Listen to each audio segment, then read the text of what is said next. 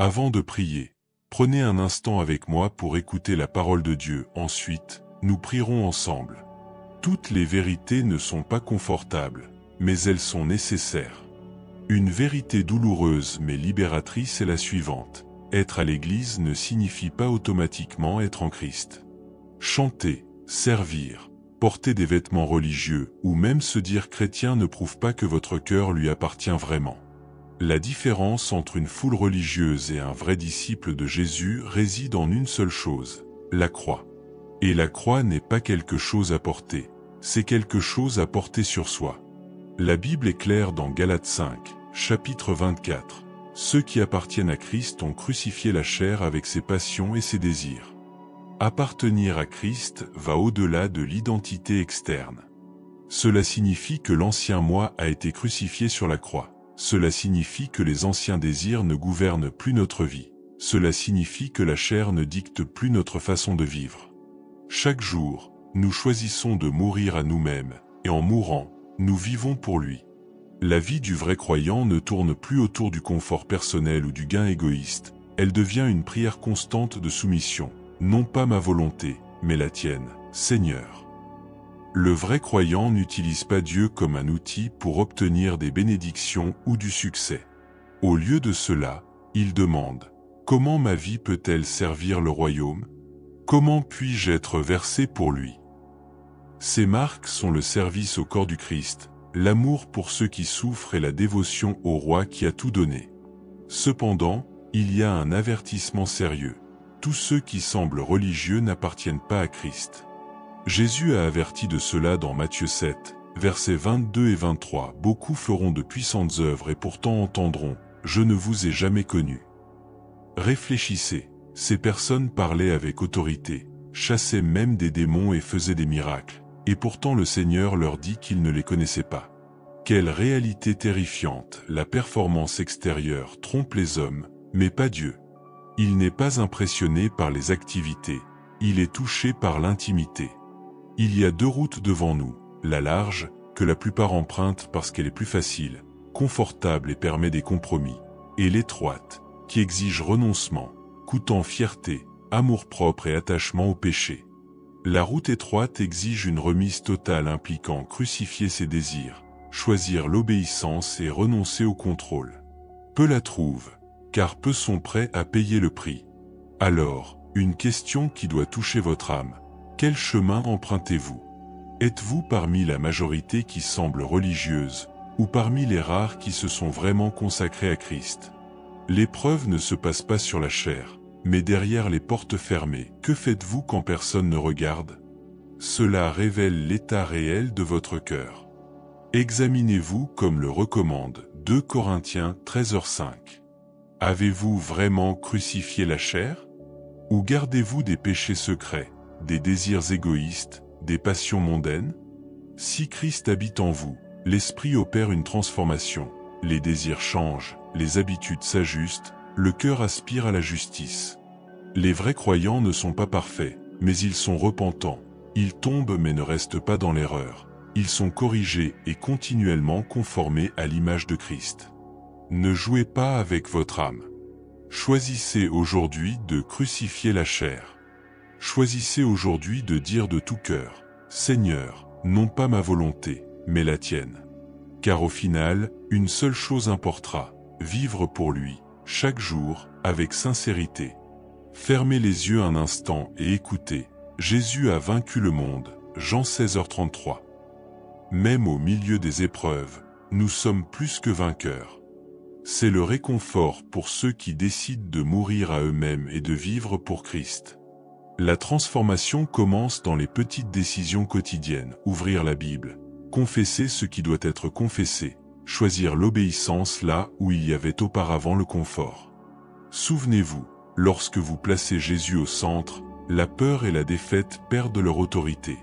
Si cette parole a touché votre cœur et que vous souhaitez affermir ce choix aujourd'hui, abonnez-vous à la chaîne, aimez la vidéo et laissez un commentaire disant « Je choisis ». Votre déclaration fortifie cette communauté et aide ce message à atteindre ceux qui ont besoin de l'entendre. Mais vous vous demandez peut-être, que signifie vraiment être un vrai croyant? Est-ce seulement fréquenter une église? Est-ce répéter de belles paroles dans une prière? Ou essayer de vivre une vie correcte, sans fautes apparentes? La vérité est qu'être un vrai croyant va bien au-delà des apparences. Jésus nous appelle à une foi vivante, qui transforme l'intérieur et se manifeste par des actions authentiques. Il ne suffit pas de dire avec les lèvres, il faut vivre avec un cœur entièrement donné, jour après jour, dans l'obéissance et la confiance. La Bible nous montre que même les disciples qui ont marché aux côtés de Jésus ont dû apprendre la différence entre suivre de loin et croire véritablement. Pierre, par exemple, a déclaré qu'il ne renierait jamais le Maître, mais sous pression, il affaiblit. Cela nous enseigne que la foi ne concerne pas seulement ce que nous disons en temps de tranquillité, mais comment nous restons fermes lors des épreuves. Et nous tous, à un moment ou un autre, faisons face à des situations où notre foi est testée. Être un véritable croyant, c'est apprendre à dépendre de Dieu lorsque les ressources humaines sont épuisées. C'est choisir de faire confiance même lorsque nous ne comprenons pas les circonstances. C'est continuer à prier lorsque la réponse semble tarder. C'est se relever après chaque chute et reconnaître « Seigneur, sans toi je ne peux pas, mais avec toi je suis fort ». C'est vivre dans une foi véritable. Et lorsque nous commençons à suivre ce chemin, nous réalisons que Jésus ne nous demande pas la perfection, mais la remise totale. Il ne s'attend pas à ce que nous ne commettions jamais d'erreur, mais que nous revenions toujours à lui. Le véritable croyant n'est pas celui qui ne tombe jamais, mais celui qui sait qui le relève. C'est libérateur, car cela nous retire le poids de vouloir être impeccable et nous invite à une vie de reddition sincère. Maintenant, réfléchissez. Combien de fois avez-vous essayé de porter le poids de la vie seul et vous êtes-vous épuisé? Combien de fois avez-vous promis de changer, mais êtes-vous retombé dans les mêmes erreurs? Jésus savait que nous passerions par là, c'est pourquoi il a dit « Venez à moi, vous tous qui êtes fatigués et chargés, et je vous soulagerai. » Être un véritable croyant, c'est avant tout accepter cette invitation. C'est courir dans ses bras lorsque tout semble s'effondrer. Il y a quelque chose de puissant dans ce processus. Lorsque vous vous abandonnez véritablement à Christ, votre vie commence à refléter sa lumière sans effort. Votre parole change, vos choix s'alignent sur la volonté de Dieu, et même ceux autour de vous remarquent la différence. Ce n'est pas de la religion, c'est une transformation. Ce n'est pas seulement une étiquette de « chrétien », mais une marque gravée dans le cœur, qui se manifeste dans chaque action. C'est pourquoi je veux vous encourager aujourd'hui à regarder en vous-même et à vous demander « Ai-je vécu comme un véritable croyant ou seulement comme quelqu'un qui connaît la théorie ?» Cette réflexion peut être inconfortable, mais elle est nécessaire. Car c'est d'elle que naît le changement réel, celui qui rapproche votre cœur du cœur de Dieu. Et peut-être est-ce exactement ce que Dieu vous demande aujourd'hui, non pas une religiosité lourde, mais une relation vivante, sincère et constante avec lui.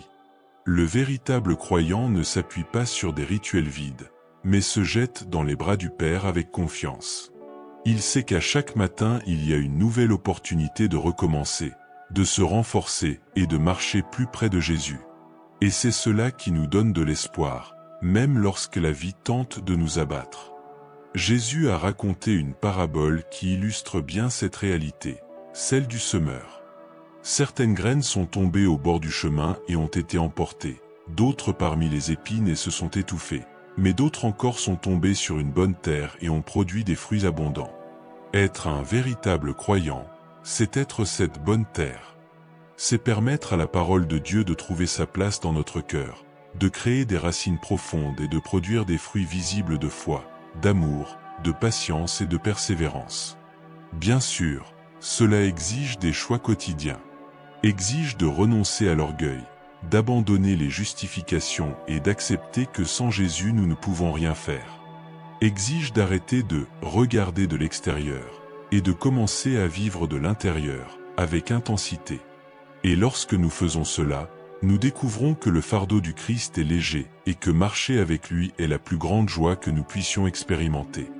Le poids de la vie ne disparaît pas, mais la force pour le porter vient directement du Seigneur. Maintenant, Imaginez à quoi ressemblerait votre vie si, à chaque décision, vous cherchiez d'abord la direction de Dieu. Imaginez si, au lieu de douter, vous faisiez confiance de tout votre cœur. Imaginez si, au lieu de vous appuyer sur ce que vous voyez, vous appreniez à marcher par la foi.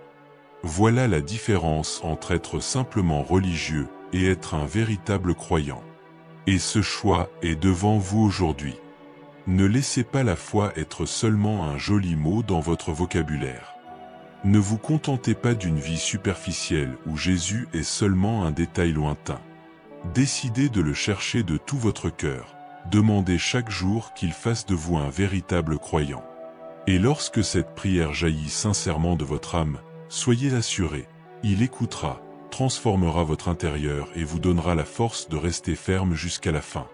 Que ce message soit un appel profond pour votre vie. Choisissez aujourd'hui de vivre non pas en apparence, mais en vérité devant Dieu. Il ne rejette pas un cœur brisé, au contraire, il accueille et fortifie ceux qui se rendent. Alors, faites de cette prière votre décision. Seigneur, fais de moi un véritable croyant. Et si ce message vous a parlé, partagez cette foi avec d'autres. Abonnez-vous à la chaîne, laissez votre like, commentez ce que Dieu a mis dans votre cœur et partagez cette prière avec quelqu'un qui a besoin de l'entendre. Ainsi, vous devenez également un instrument d'espérance, portant la parole de Dieu plus loin encore.